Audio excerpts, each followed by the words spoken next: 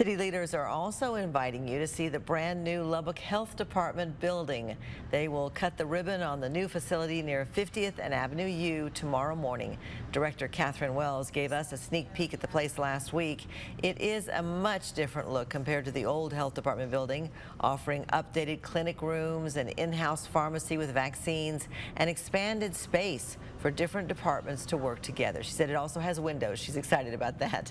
And soon it will house its first in-house physician, offering short-term care for patients who have been discharged from the hospital but have no primary care doctor. The ribbon cutting again is set for 10:30 tomorrow morning.